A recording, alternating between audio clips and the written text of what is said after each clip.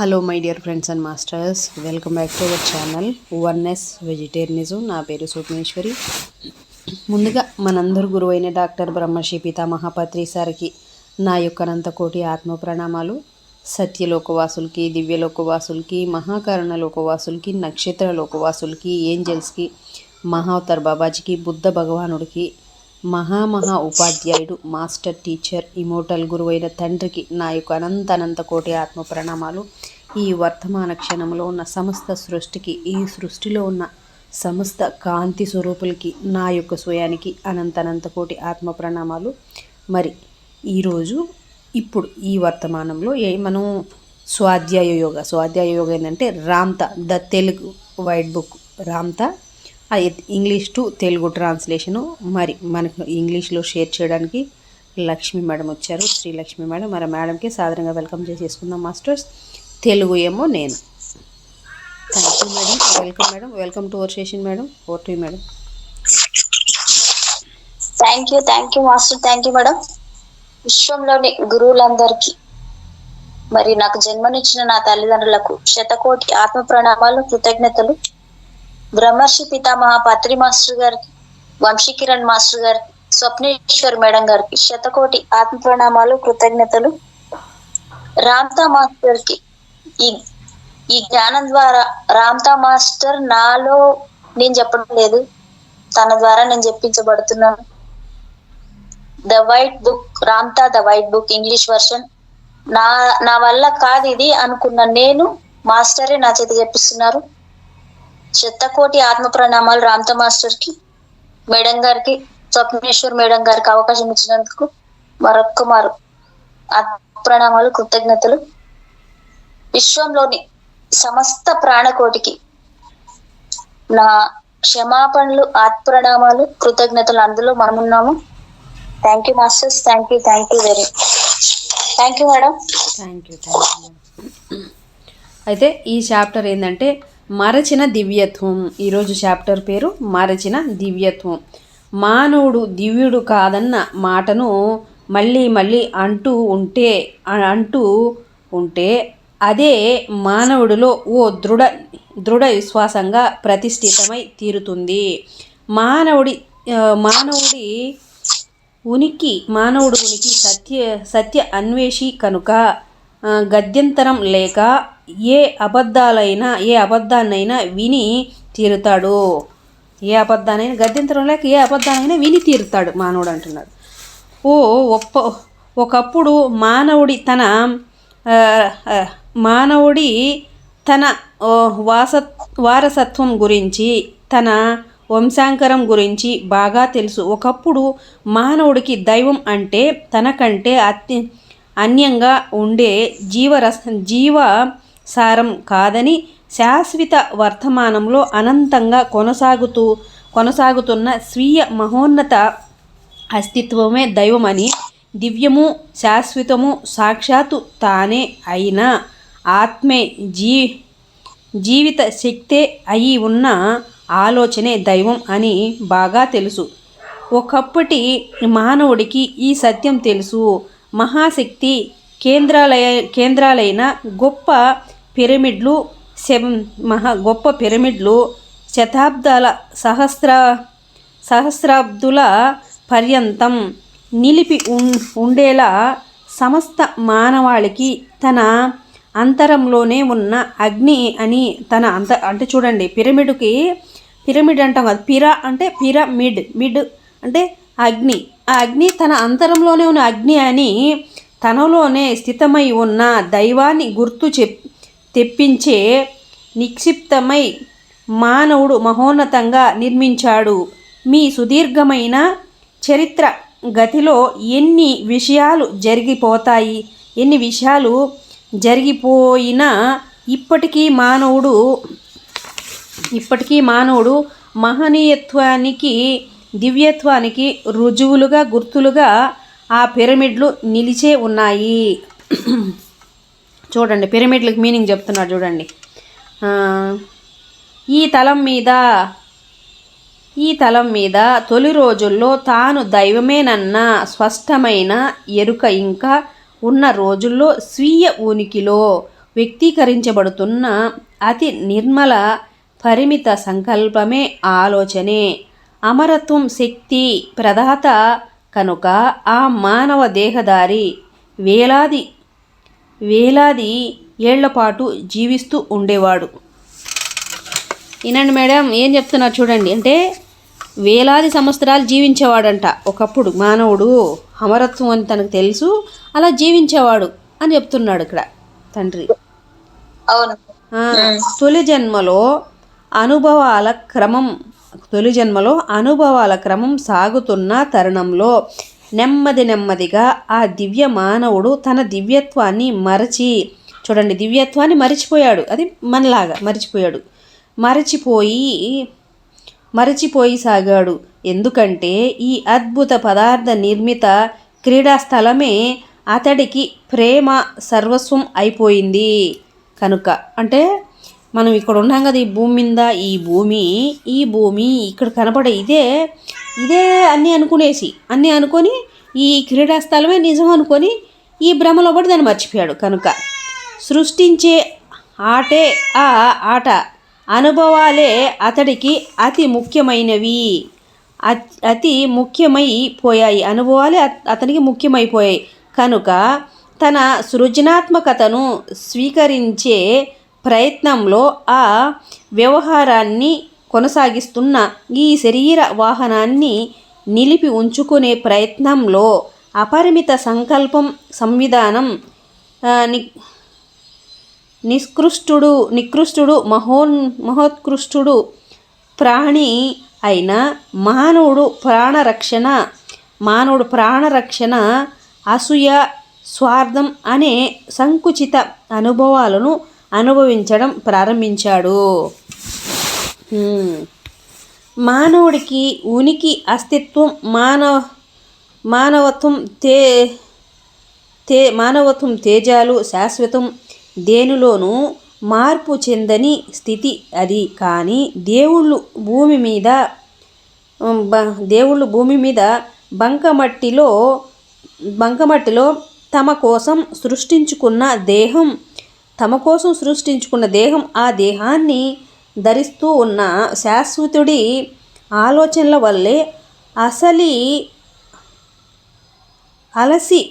అలసి సొలసి నిర్జీవంపడి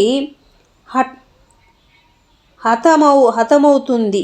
మానవుడు ఏ ఆలోచనను స్వీకరించి అనుమతిస్తాడో, అంటే మనం ఏ ఆలోచన అయితే స్వీకరించి మనం అనుమతిస్తామో అదే జరుగుతుందనే విషయం చెప్తున్నాడు. అదే అతని దేహంలో సంభవిస్తాయి. ఆ శరీరకృతే మానవ సామ్రాజ్యపు తుది భాగం కనుక ఆ దేహకృతిని అలా నిలబెట్టి ఉంచుతున్నది ఆ దేహదారి ఆలోచనే కనుక. Madam, over to you madam. Okay madam, thank you madam, okay, thank you. Chapter 15 forgotten divinity, అంటే మర్చిపోయిన దైవత్వం. Incarnation was never meant to be an entrapment. It was never meant to be everlasting. It was simply a game to participate in a new adventure in the exploration of creativity and life. But you quickly to lost yourself in the senses of the moment, and your body became your whole identity. You became so immersed in the matter of this plane that you became man, the insecure man, the fearsome man, the vulnerable man, the dying element, because you forgot the powerful essence within you. Ramtha master, ఇది first chapter starting లోనే చెప్తారు madam, చాలా బాగుంటది ఇది. Once man know of his heritage and his lineage. Once man know God not as an essence apart from his being, but as the sublime isness of ongoing life and thought. That was the very life force of his divine and eternal self. Once man know that he erected great pyramids to stand throughout the ages as reminders to humanity of the fire within the God within man. Despite all the things that have happened throughout your history, those pyramids still stand as symbols of the greatness and divineness of man. In man's beginning on this plane, when man still knew he was God, he lived in the same environment for thousands of years because the power that gave the body immortality was the purity of unlimited thought that man expressed in a state of being. Man began to forget that he was God even in his first life experience in this plane. Why? Because he loved this wonderful playground of matter, and experiencing and creating here became all that was imported, and in his endeavor to express his creativity here and to maintain the vehicle that allowed him to do that, man, the magnificent creator of unlimited thought processes, began to experience the limited thoughts of survival, jealousy, and the possessiveness. Man's being, his soul and spirit is forever. Nothing can ever change that, but the environment that the gods created for themselves from the clay of the earth is vulnerable to the thoughts of the immortal being who occupies it. Whatever thought man accepts and allows himself to feel will manifest in the body, for the environment is the last part of man's kingdom and is supported by the thought processes of the God who inhabits it. Thank you, madam. Over to you.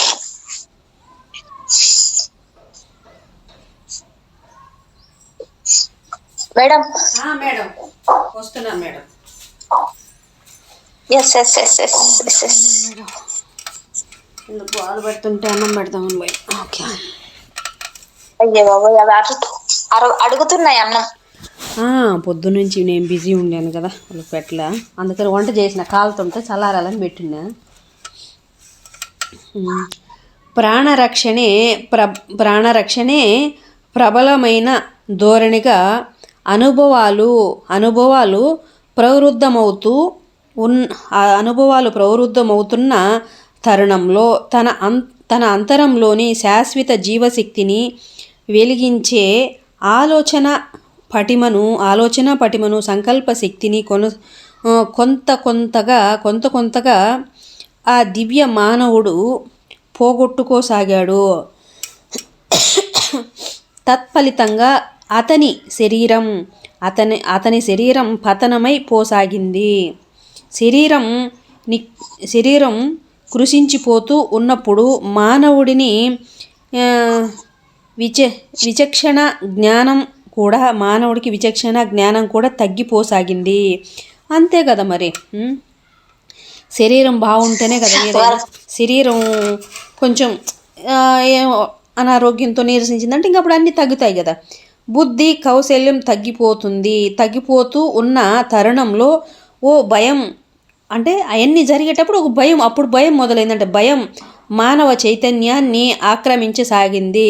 భయం మానవ ఆలోచనల తరుణంలో ఓ అంతర్భాగంగా ఓ ప్రకృతిగా తయారైన వెంటనే ఆ భయం శక్తి ప్రభావ ఫలితాల పర్యవసానంగా అనారోగ్యాల, రోగాల, మరణాల బాధలు మానవ శరీరానికి వాటిల్లిసాగాయి.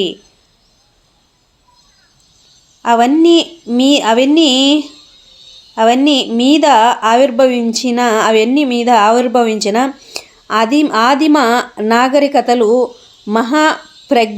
మహాప్రజ్ఞనే సొంతం చేసుకుని ఉన్నప్పటికీ అప్పటి వారి అవధులు లేని అపరిమిత ఆలోచనల తేజం మృత్యువు కోసం వాళ్ళు ఎదురుచూపుల వల్ల బ్రతుకు మీద బలీయమైన ఆశల వల్ల క్రమేపీ మందగించసాగింది. మృత్యు భయంలోంచి పుట్టుకొస్తున్న ఆ బ్రతుకు మృత్యువు చచ్చిపోతామనే భయంతో ఆ బ్రతుకు తీపే ఓ సహజ విధేచ్ఛగా భావితరాలకు పౌరసత్వంగా సంక్రమిస్తుంది. ఏ ఆలోచనలను మానవుడు సాగిస్తున్నా అవి మానవ జీవకణాల జన్యు వ్యవస్థలో నిక్షిప్తమై తీరుతుంది కనుక తమ సృజనాత్మక తత్వాన్ని దేహ స్వరూపంతో అనుభవించి గ్రహించే సంకల్పాలతో పదార్థ పరిమితుల్లోకి దేవుళ్ళు ప్రవేశించారు. కానీ దేవుళ్ళు పరిమిత తత్వాన్ని మానవుడిగా అనుభవిస్తున్న సమయంలో తమకు తెలియకుండానే దేహ అనుభవాల బంధంలో చిక్కుకుపోయారు. ప్రతి దైవము తన తొలి మరణానుభవాన్ని పొందిన వెంటనే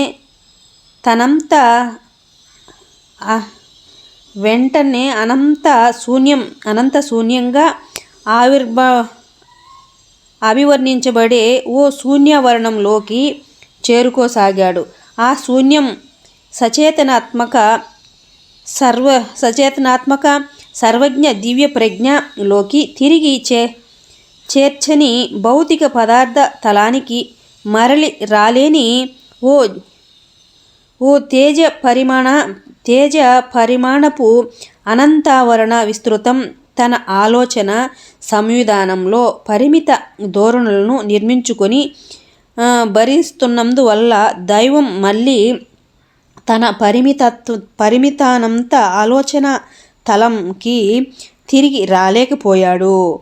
జీవితంలో కొనసాగడం కోసం ఈ పదార్థ నిర్మిత క్రీడా స్థలాన్ని ఓ అద్భుతానుభవంగా క్రీడించిన దైవం మళ్ళీ ఇక్కడికే తిరిగి రావడానికి ఉబలాట ఉవ్విళ్ళూరసాగాడు. ఆతృత పడసాగాడు. బెంగ పెట్టుకోసాగాడు. తత్ఫలితంగా దైవం మళ్ళీ మరో మానవ దేహాన్ని పదార్థ తలంలో తన వ్యక్తీకరణను కొనసాగించడానికి గత జన్మలో తానే ఏర్పరచుకున్న స్వయం సంకుచిత సంవిధానాన్ని అనంతాలోచన వ్యాపకత్వంతో సమన్వయాన్ని కుదిర్చి సాధించడానికి తన వంశాంకురంలోంచే కల్పించుకొని ధరించి జన్మించాడు. కానీ భౌతిక పదార్థం తల పరిమితులు విశేషాల్ని మరింతగా గ్రహించసాగిన ఆ దైవం మరింత సంకుచిత ఆలోచన తత్వాన్నే ప్రాప్తించుకుంటూ ఆ పరిమితంలోనే మరింతగా కూరుకుపోసాగాడు. ఓ జనన మరణాల జీవిత చక్ర పరిభ్రమణం ప్రారంభం ప్రదర్శనా స్థలమైన నిరూపణ వేదిక అయిన ఈ దృశ్య జగత్ తలం మీద ఈ విధంగానే జరిగింది. జీవితంలో తమ సాహసాలను కొనసాగించడం కోసం మానవాకారంతో మళ్ళీ తిరిగి వస్తున్న క్రమంలో ఈ భూతలమే జీవిత సర్వస్వంగా తయారై ఆ దైవాలు తమ వాస్తవాన్ని దివ్యత్వాన్ని మరచిపోయారు. దైవం అంటే సర్వత్వం అని, సంకల్పాల ఆలోచనల సర్వస్వం అని వారిప్పుడు అనుకోవడం లేదు. అనంత నిర్మల ఆలోచన తలంలోకి స్వీయ సంకల్పాలతో తిరిగి చేరుకోగలమన్న సర్వప్రజ్ఞ పరిమిత ఉనికి తత్వం వాళ్ళలో ఇప్పుడు లేదు. ఆది నుంచి తాముంటూ వ్యక్తీకరించగలుగుతున్న మహాచైతన్య తలంలో వాళ్ళిప్పుడు లేరు. పరిమిత గోళాల్లోనే పరిమిత సంకల్పాలతోనే తమ అనుభవాలు సిద్ధిస్తాయని సిద్ధిస్తాయని సిద్ధాంతీకరిస్తున్నారు వాళ్ళు. వ్యక్తీకరించబడిన ఇతర చైతన్య తలాల ఆవిర్భావం ఆ విధంగానే జరిగి పరిమిత స్వర్గాలు అపరిమిత గోళాలు అన్నవి ఏర్పడ్డాయి. మహనీయతను సాధారణత్వాన్ని మరచిపోయిన విధంగా జీవులందరూ తమ మరణానంతరం తమ అనంతపు పరిధుల మేరకు సామూహిక చైతన్య సంకల్పాల తీరుకు తగిన విధంగా ఆలోచనలో జీవితానుభవాన్ని పొందుతూ ఉంటారు. Over to you madam. Okay, madam. Thank you, madam. When God man began to experience attitudes of survival, he began to lessen his power of thought to spark an eternal life force within the body. Thus, body began to fail. As the body began to fail, it lessened man's ability to reason thought through his brain. As man began to lose his power to reason, fear began to engross his consciousness. As the element of fear became an attitude within man's thought processes, the embodiment began to suffer from the force and effects of fear, disease, illness, death. Also, the first civilizations on your plane were endowed with great enlightenment. The unlimitedness of their thought processes began to dim into limitedness through the expectancy of death and the attitudes of survival. Those attitudes of survival arising from the fear of death could be passed on to future generations as what is termed instincts for survival. For whatever man thinks becomes patterned within his cellular and genetic structures. The gods entered into the limitations of matter out of the desire to experience their creativity through the bodily form. But when the gods as man experienced attitudes of limitation upon this plane, they unknowingly became locked into the bodily experience. For when each god experienced the death of his first embodiment, he entered into what is called a void.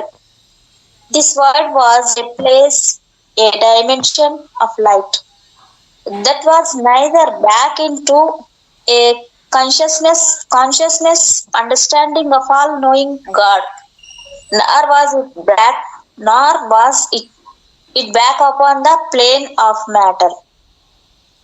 The God could no longer return to the plane of unlimited thought, for now he maintained within his thought processes the alterness of attitudes of limitation. In order for the God to continue to advance in life and finding the playground of matter to be a wonderful experience, he was most anxious to return here. So the God came back into another embodiment through the seed of his own offspring in order to continue to express in matter and to reconcile all of the limited thoughts he had permitted to alter his thought processes in the previous life. But as he began to experience more of the material aspects of this plane, the God experienced further alterness and fell deeper and deeper into limitation. Thus began the cycle of reincarnation upon the plane of demonstration. As the God returned here as a man again and again in order to continue their adventures in life, this plane gradually became their whole concept of life and they forgot their lineage and their divinity. No longer did they conceive God to be allness, all thoughts. No longer did they maintain the knowingness that they could return if they desired to the plane of pure thought, unlimited being, the plane of consciousness that they had expressed upon from their beginning. They reasoned that they could experience only limited thoughts. Thus, other planes of expressed consciousness emerged as what is termed limited heavens, limited space. Thereupon, the death of the embodiment entities who had forgotten the grandest and simplest of all planes could experience life according to their happiness and collective attitude thinking. Thank you, madam. Over to you, madam. Okay okay madam.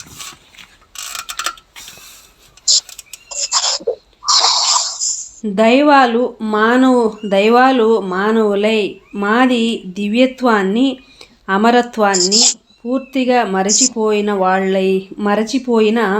వారై సర్వశక్తి సర్వజ్ఞ ప్రజ్ఞ తమలోనే ఉన్నాయన్న సత్యాన్ని తెలుసుకోలేని వారై సాటి మానవుల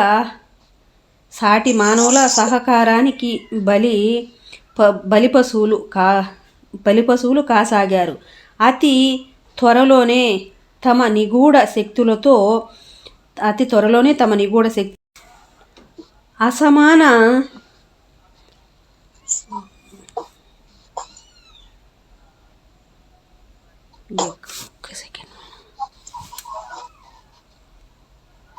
ఉన్నాయన్న సత్యాన్ని తెలుసుకోలేని వారి సాటి మానవుల సహకారానికి బలిపశువులు కాసాగారు. అతి త్వరలోనే తమ నిగూఢ శక్తులతో అసమాన పరిజ్ఞానంతో దైవాన్ని తాము మాత్రమే తెలుసుకున్నామని ప్రకటించుకుంటూ మిగిలిన యావత్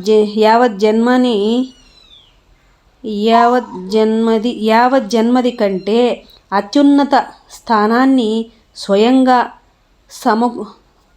సమపార్జించుకుంటున్న భవిష్యత్ దర్శకులు కొందరు ఈ తలం మీద తలెత్తారు. మానవుడు భయపూరితుడై పిరికి గొడ్డులాగా తయారయ్యాడు కనుక ఈ దరిద్ర ప్రవర్తనలు దివ్య సోదరులు రాబోయే నిరాశల గురించి విపరీతుల గురించి జన్యువులు చెబుతూ తమ బలాన్ని ప్రకంపనాన్ని పెంచుకునే ప్రయత్నాలు చేశారు. తమ దివ్య పలుకుల్ని విశ్వసించని వాళ్ళను, తమ హితవును పట్టించుకోని వాళ్ళను తిట్లతో శాపనార్థాలతో మరింత భయభ్రాంతుల్ని చేసేవారు. ఒక్క సెకండ్ మేడం కొంచెం మీరు కంటిన్యూ చేయరా, చెప్తాను madam. Okay, madam. Thank you. When the gods, as man, no longer know that they were divine and immortal, and that all power and all knowingness truly were within them, they began to vulnerable to the egos of those around them. Soon there rose up entities who sought to elevate themselves above others by saying that only they throw their mystical powers and immeasurable source of knowledge. అనేది ఆడికి ఆపండి madam. తన అంతర్ సౌందర్యం నుంచి అనే దగ్గరికి ఆపండి. ఓకే మేడం, అర్థమైంది madam. Okay thank you. Immeasurable source of knowledge had the understanding of God, since man had become a fearful and herd-like creator. These seeds are prophets and oracles sought to enhance their power by issuing forth prophecies of doom and peril. And if the people did not pay particular attention to what the seers had to say, they issued forth curses and threats of damnation. Thus was religion born upon this plane to further separate man from his internal beauty, his eternal godship. And religion was very clever, but for it did not have to govern and rule peoples through the sword. It had only to perpetuate the teaching that God was not within their reach, that all knowingness and all power were not within them. Are you ready, madam? Yes madam, yes madam. తన అంతర్ సౌందర్యం అసమాన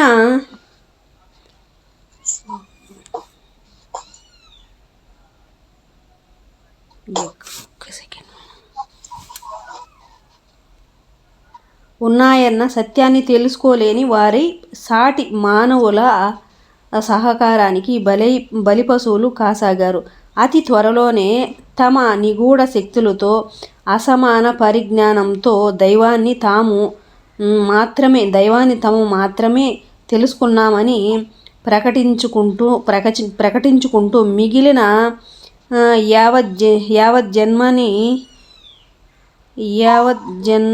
యావజ్జన్మది కంటే అత్యున్నత స్థానాన్ని స్వయంగా సమపార్జించుకుంటున్న భవిష్యత్ దర్శకులు కొందరు ఈ తలం మీద తలెత్తారు. మానవుడు భయపూరితుడై పిరికి గొడ్డులాగా తయారయ్యాడు కనుక ఈ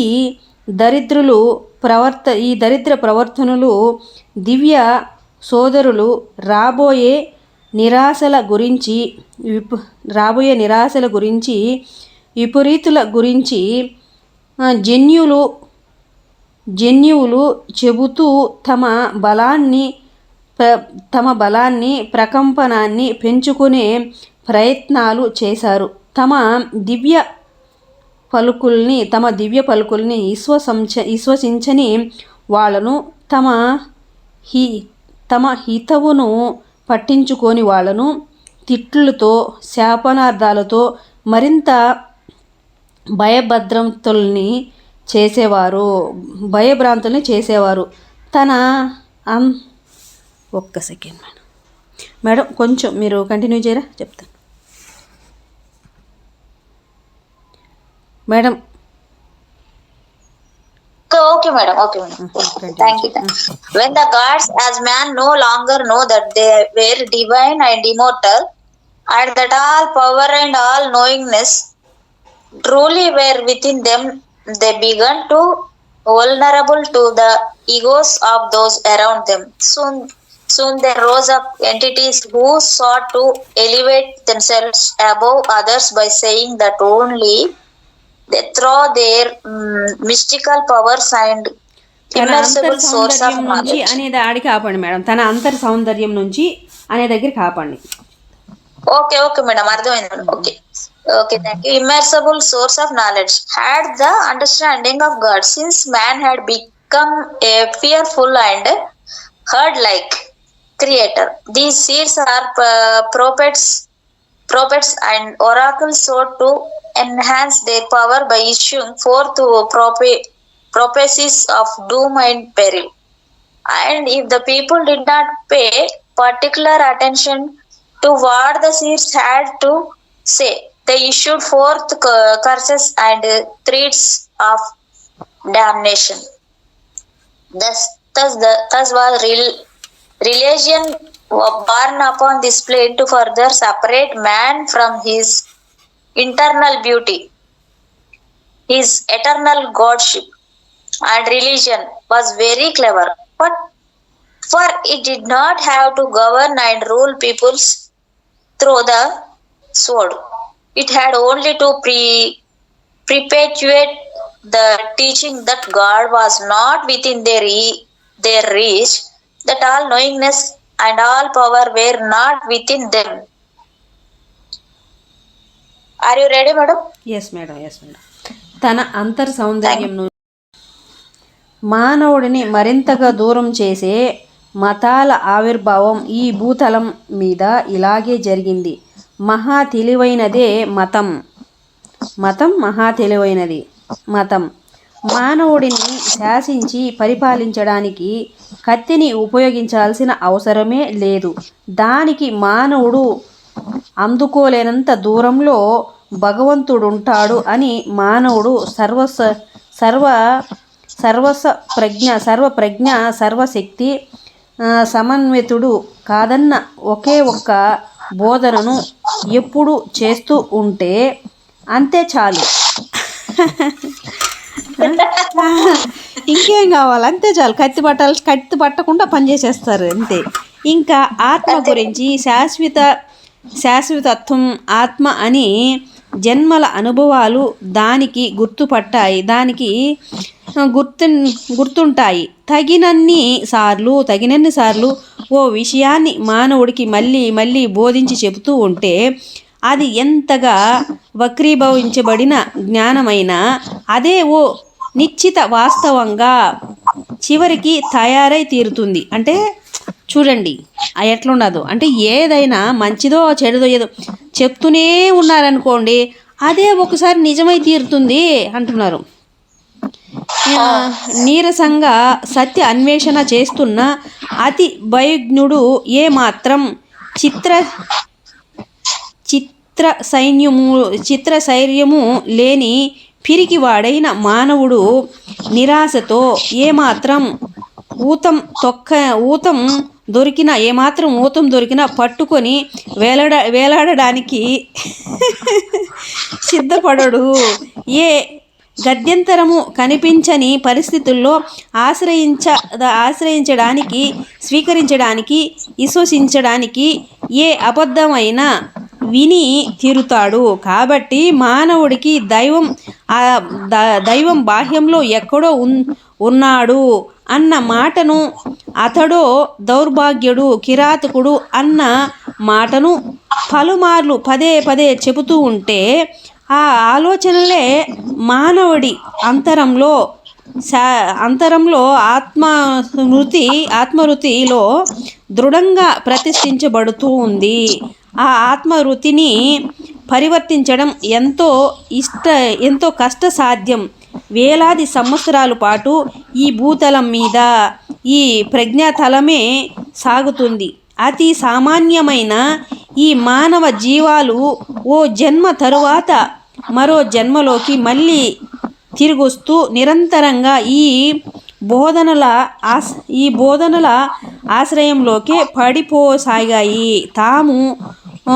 తాము పాపులమే అన్న మత ఉనికి బాహ్యంలోనే ఎక్కడో దైవం ఉన్నాడు అన్నది, నిజంగా తాము దివ్యులు కాము అన్నది, దైవాన్ని గ్రహించగలిగే ఏకైక పద్ధతి, దివ్యత్వానికి చేరే ఏకైక మార్గము ప్రవక్తల, మతాచార్యుల, మత సంస్థల ఏలుబడికి విధేయులై ఉండడమే అన్న దృఢ నిశ్చయాలు ఆ జీవాలలో బలంగా ఏర్పడిపోయాయి. Yes madam, okay madam. Okay madam, thank you. Now the soul is forever memory. It remembers all experiences of all lives. Whatever man is told often enough, no matter how altered an understanding it is, will eventually become a steadfast reality for man. The timid seeker of truth, wishing so desperately to be accepted, will listen to any folly. So if you tell man long enough that God is outside of him and that he is wretched and evil in his soul, these thoughts become steadfast understandings within man's soul memory, and they will be very difficult to change. And that is indeed what occurred over thousands of years on this plane. This simple entity is coming from one life back into another continually.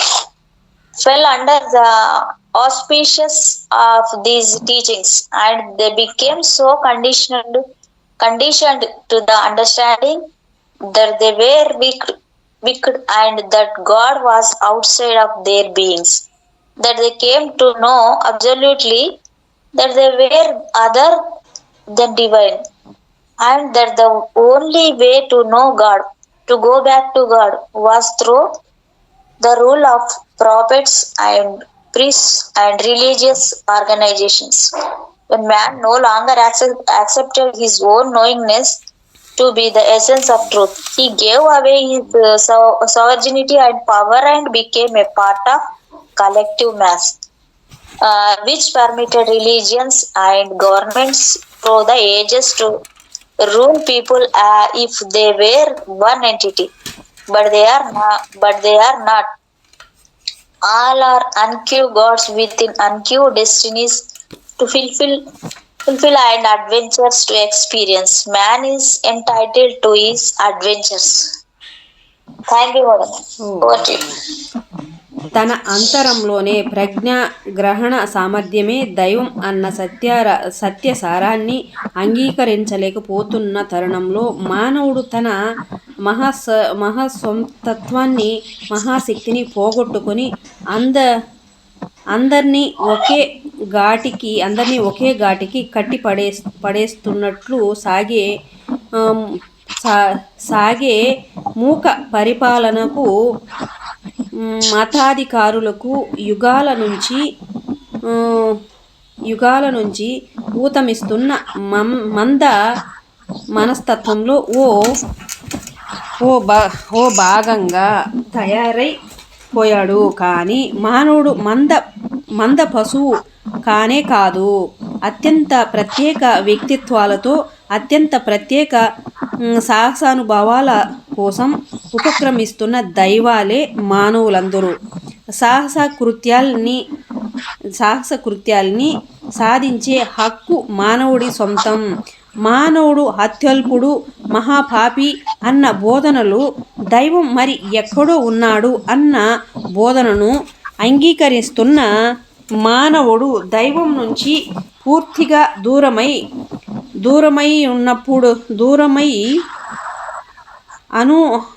దూరమైపోయినప్పుడు ఈ అవగాహనే ఈ శ్వాస స్వీకరణమే ఓ శరీరం తరువాత మరో శరీరంలోకి నిరంతరంగా మానవుడిని మళ్ళీ లాక్కొస్తుంది.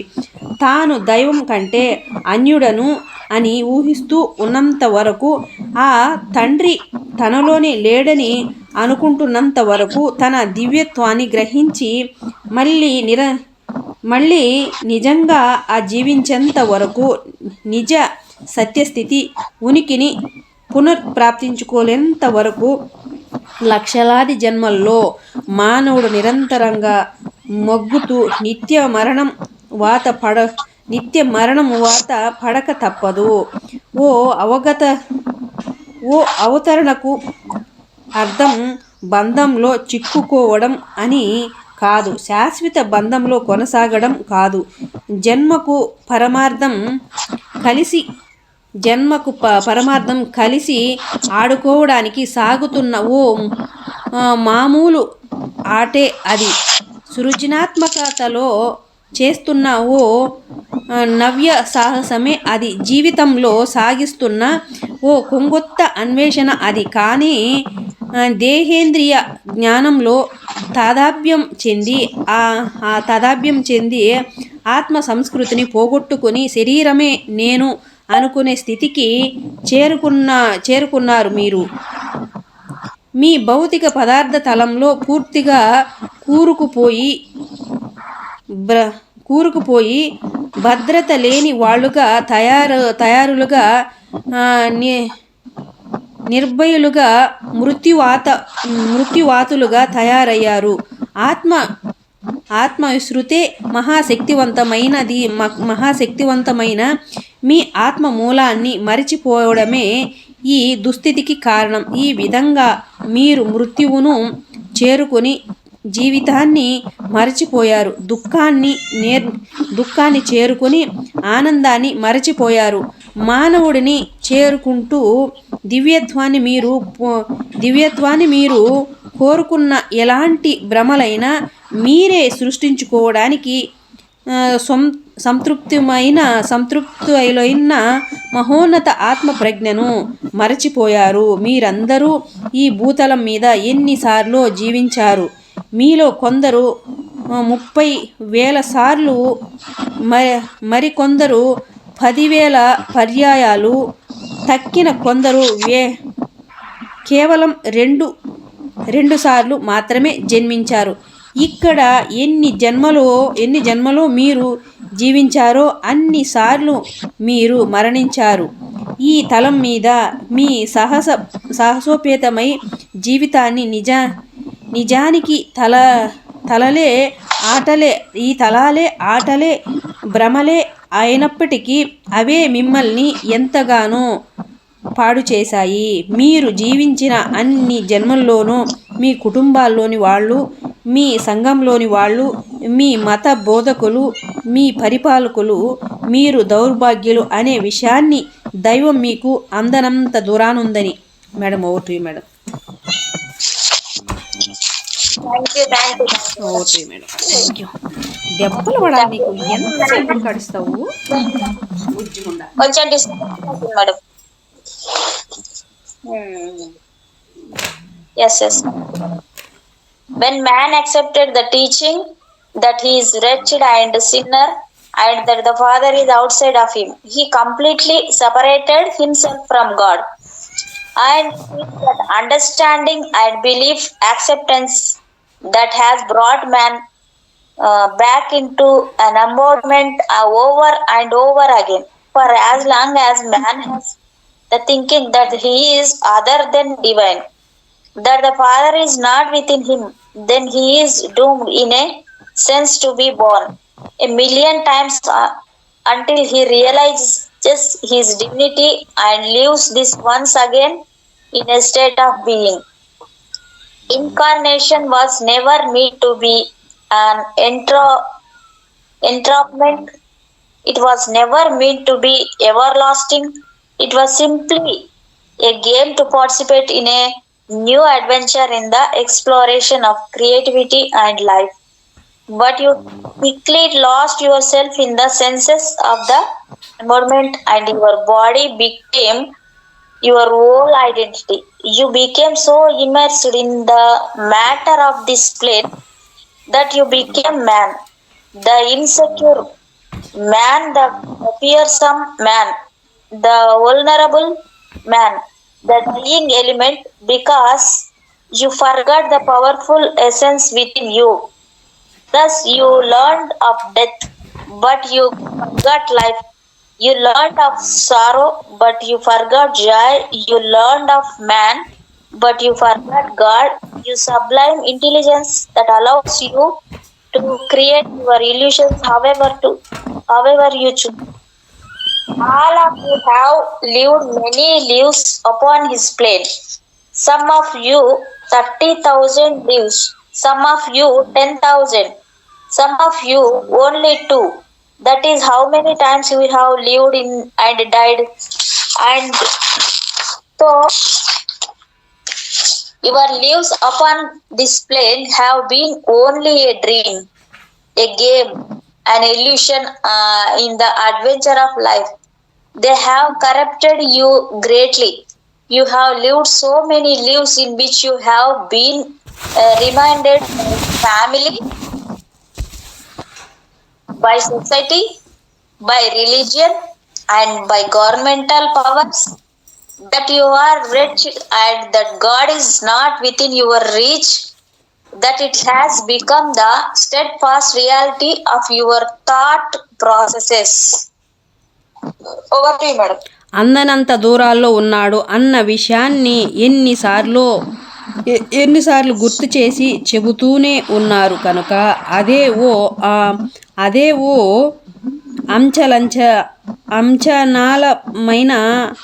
సంచలనమైన దృఢ నిశ్వాసంగా సత్యంగా మీ ఆలోచన సంవిధానంలో స్థిరపడిపోయింది. ఈనాటికి మీలో ఎందరికో ఇప్పటికీ దైవం మీరే అన్న జీవిత సర్వస్వం మీరే అన్న సత్యాన్ని గ్రహించగలిగే శక్తి మీ అంతరంలోనే ఉంది. ఆ సత్యస్థితిలో ఉండగలుగుతున్నారన్న విషయం తెలియడం లేదు. అందువల్లే గురువులు, మతాలు మిగిలిన యావజ్జన్మది మీ జీవితాన్ని శాసించే విధంగా సత్యాన్ని విశ్లేషించి వ్యాఖ్యానించి దోషించగలిగే విధంగా తయారయ్యారు మీరు. మరొక్కరి అవగాహనను మీరు స్వీకరిస్తున్నారు కాబట్టే ఎన్నో శతాబ్దాల క్రితం నుంచి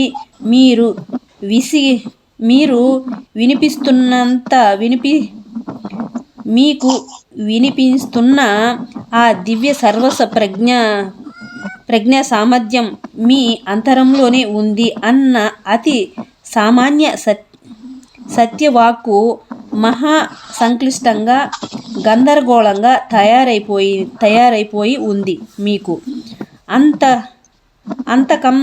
అంతకంటే గొప్ప సత్యం మరొకటి ఏముంటుంది? కానీ ఈ విషయం అర్థం కాకుండా ఉన్న మీలో ఎందరో ఇప్పటికీ ఓ మతం నిర్దేశిస్తున్న సిద్ధాంతాన్ని స్వీకరిస్తే తప్ప కొన్ని విద్యుత్ కర్మలను, క్రతువులను, ఆధారాలను, తమ సంక్లిష్టతలను, ఉపవాస దీక్షలను, దైవ చింతనలను, తపస్సులను చేస్తూ తప్ప దైవం సామాన్యం ముక్తి ప్రాప్తించవని విశ్వసిస్తూ ఉంటారు. కానీ ఎంతెంతగా మీరు ఆ కర్మలను ఆచరిస్తూ ఉన్న అంతంతగా ఏ ధ్యేయంతో దాన్ని నిర్వహిస్తున్నారో ఆ స్థితి మీకు ఏర్పడడం లేదని, దివ్య ప్రేమకు ఇంకా ఎంతో దూరంలోనే మీరున్నారని, మీ వాంఛితం ఇంకా ఫలించడం లేదని, మీ ఆత్మకు మీరు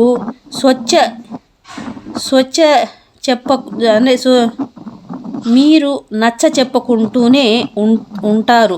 ఎంతో కష్టసాధ్యమై కర్మలనే మీరు నిర్వహించవలసి వస్తుంది. కనుక ఇక మత విషయానికి వద్దాం.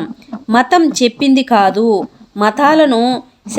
మతాలను శాసించి మత ప్రచారాల్ని బోధనలను చేసిన వాళ్ళు మత దివ్యత్వాన్ని, యోగ్యత, విలువలను, స్వశక్తిని అర్థం చేసుకునే ప్రయత్నంలో తమ సోదరులనే బానిసలు చేసి చివరికి తామే బానిసలుగా తయారైపోయిన మీ ప్రియ సోదరులే వాళ్ళు. సాధించిందంతా జరిగిందంతా హానిని అది కలిగించి ఉన్నప్పటికీ వాళ్ళు అవగాహనలోకి వచ్చిన సత్యమే అయి ఉంది. సర్వ ప్రేమికుడైన నేను ఆ మత ప్రవర్తలను, ద్రష్టలను కూడా నేను ప్రేమిస్తాను. వారు దైవాలే. Madam, over to you madam. ఈ రెండు పదాలు ఈరోజు చెప్పుకోవాలి madam. Yes madam. I am a lover of all people, so be it. Yes. Even the priests and seers, for they are God also, so be it. Yes. ఇది బాగా చాలా చాలా depth meaning బాగుంది మేడం. ఇది అవును madam. క్రతువుల్ని చదువుతారా? Continue చేస్తారా? నేను కంటిన్యూ చేస్తా మేడం. నేను దీన్ని అప్లై చేసుకుంటున్నా వర్డ్. అలాగే madam. Thank you.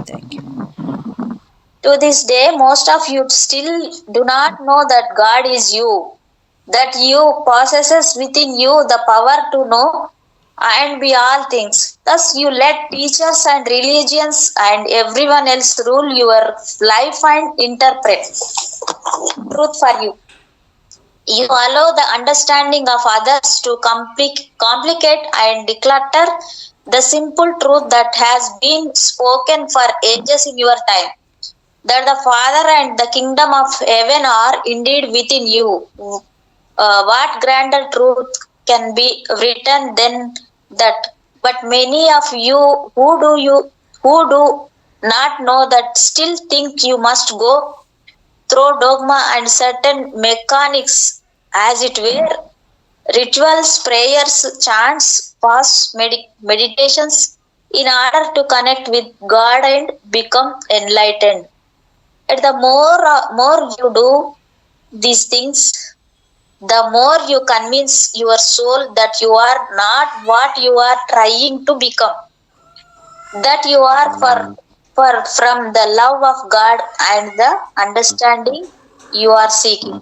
For you are having to do arduous things in order to achieve it. No religion is not wrong. Now religion is not wrong.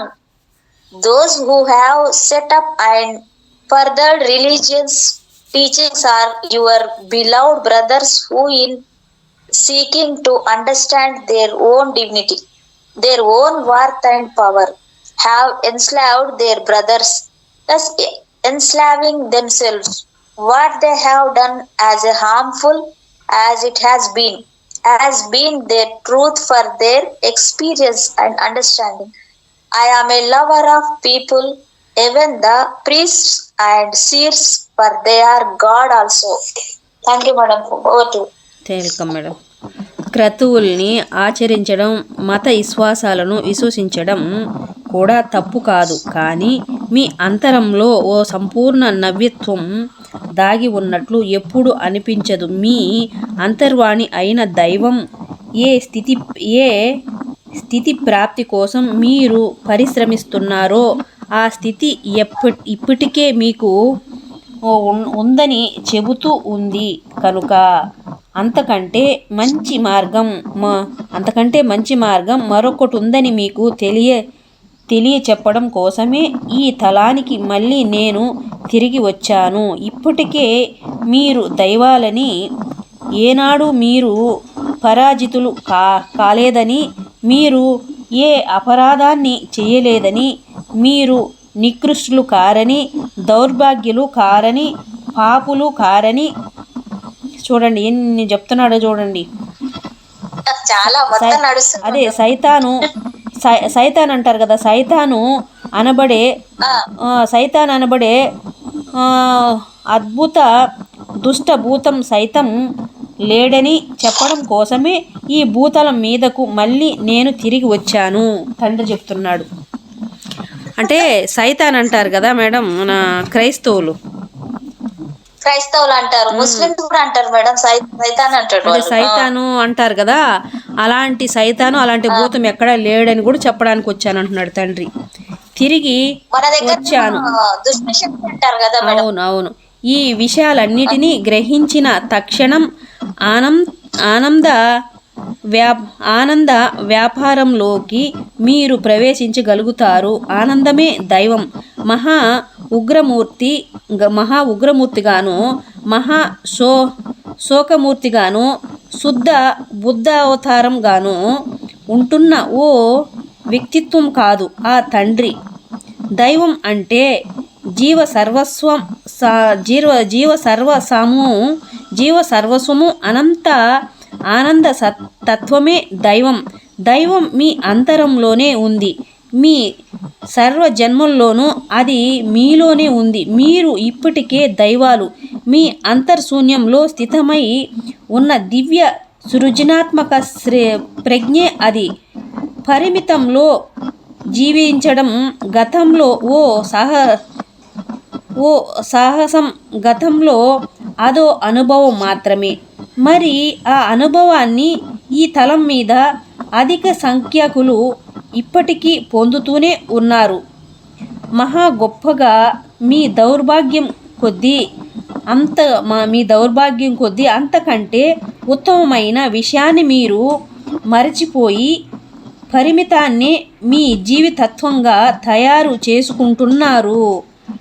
పరిమిత ఆలోచన సంవిధానంలో దేహపు హద్దుల్ని, సమస్త విశ్వాసాలను, సర్వతలాలను అధిగమించవచ్చునని కేవలం గ్రహిస్తే చాలు. ఆ తరువాత ఆ పరిమిత తత్వస్థితిని ఎప్పటికీ మళ్ళీ ఎంచుకోరు మీరు. ఈ విషయాన్ని గ్రహించి సంకల్పం సర్వస్వాన్ని మీలోకి ప్రియంగా స్వీకరించినంత మాత్రాన కలలోనైనా మీకు ఏనాడు ప్రాప్తించలేనంత గొప్ప ఆనందాన్ని, శాంతిని జీవితంలో మీరు సిద్ధించుకుంటారు. సంకల్పశక్తే సమగ్ర సృష్టికర్త. ఆదిలోని అనంత ఆలోచనే సృష్టి సర్వస్వానికి సృజనకర్త. మీ అనుభూతిలో స్వీకరించిన ఏ ఆలోచనైనా మీ జీవితంలో ఓ వాస్తవంగా తయారవుతుంది. మీరు స్వీకరిస్తున్న పరిమితత్వపు పరిధిల్ని అధిగమించే ప్రతి ఆలోచన మీ జీవిత వికాసం కోసం, మీ జీవిత పరివ్యాప్తం కోసం యథాతథంగా సంభవిస్తుంది. తత్ప్రాప్తి కోసం మీరు చేయాల్సిందల్లా పరిమిత మానవ తత్వాన్ని అధిగమింపజేసి అపరిమిత దైవంగా మిమ్మల్ని పరివర్తించగల మరిన్ని అపరిమిత తత్వాల్లోనూ స్వీకరించగలిగేలా మీ ఆలోచన సంవిధానాన్ని విస్తృతం చేసుకోవడం మాత్రమే. మీరు దౌర్భాగ్యులు కారణ జ్ఞానాన్ని ఏ తీరుగా గ్రహించి అలాగే తయారైన ఉన్నారో ఆ పద్ధతిలోనే మీరు దైవమే అన్న ఎరుక ఎప్పుడూ మీలో ఏర్పడితే నిశ్చయాత్మక బుద్ధే తెలుసుకునే తత్వమే అయి ఉన్న మీరు మీ స్థితి సర్వస్వంలో దైవంగా తయారై తీరుతారు. ఏ స్థితిలో మీరు అవధులు లేని సర్వస్వ మహాశక్తి స్వరూపులే అయి ఉంటారో ఆ స్థితిలోకి సమస్త ప్రజ్ఞాతలంగా ప్రస్తుతం అభివర్ణించబడుతున్న నిర్మల ఆలోచన స్థితిలోకి, అన్య మహోన్నత వ్యక్తిత్వ స్థితిలోకి మళ్ళీ తిరిగి వెళ్ళేందుకు పునర్ప్రవేశించడానికి మీకు ఆవశ్యకమైన ఏకైక జ్ఞానం దైవం మీ అంతరంలోనే జీవిస్తున్నాడు అన్న ఓ ఎరుక మాత్రమే. మీరు దైవమేనన్న స్మృతి మీ స్వయంలోనే నిక్షిప్తమై ఉంటుంది. ఆత్మలో నిద్రాణంగా ఉన్న ఆ స్మృతి మీ గుర్తింపుతో జాగృతమవ్వడానికి నిరీక్షిస్తూ ఓ వాస్తవానుభవంగా తయారవ్వడానికి సంసిద్ధంగా ఉంటుంది. మీ ఎరుక వల్లే ఆ అనుభవం ఏర్పడుతుంది. దైవం మీరే అన్న ఎరుక మీలో ఏర్పడినప్పుడు ఆ నిత్యతత్వమే సత్య ప్రజ్ఞ అని నిరూపించి బోధించే దివ్య ప్రజ్ఞను madam over to madam. Yes, okay madam, thank you madam over to madam. Practicing rituals and following dogma are not wrong, but it will never feel completely right, because the voice within you, that is God, says that you already are what you are struggling to reach. I have returned here simply to tell you that there is a better way, and also tell you that you are already God, and that you have never failed, and you have never done anything wrong, and you are not miserable, wretched creators, and you are not sinners, and there is no wonderful folly called devil. When you realize these things, then you can get down to the business of being happy, which is what ఏందో madam sound బడబడ అని sound వస్తుంది madam. వస్తుందా? ఏం లేదు. The father is not an angry, mournful, meditative, pious, creative. It is the essence that is complete and infinite joy. I tell you, God is within you. It has been, there is all of your lives. You are already God. for that is the divine creative intelligence that sits within the cavity of your being, the essence that has lured you into experiencing limitation and will lure you back into unlimitedness once again. Limitation has been an adventure, it has been an experience, and most of this plane are experiencing it greatly. Unfortunately, you forgot that there is something better and you made limitation a way of life. If you only know that through unlimited thinking you could transcend the embodiment and all universes and planes, you would never choose to be limited again. If you only know that and allowed yourself to receive and embrace all thoughts, you would have joy and peace in life beyond your grandest dreams. Thought is the unlimited ultimate creator. Thought is the ultimate creator. Whatever you think and then allow yourself to feel become the reality of your life. Every thought you embrace that goes beyond the spectrum of limited thinking. So shall it manifest for a broadening or widening of your life. All it takes is opening up your thought processes to accept ever more unlimited thoughts in order for you to go beyond limited man into unlimited God. Thank you, madam. Thank you madam, thank you so much madam. మీకు నా హృదయపూర్వకమైన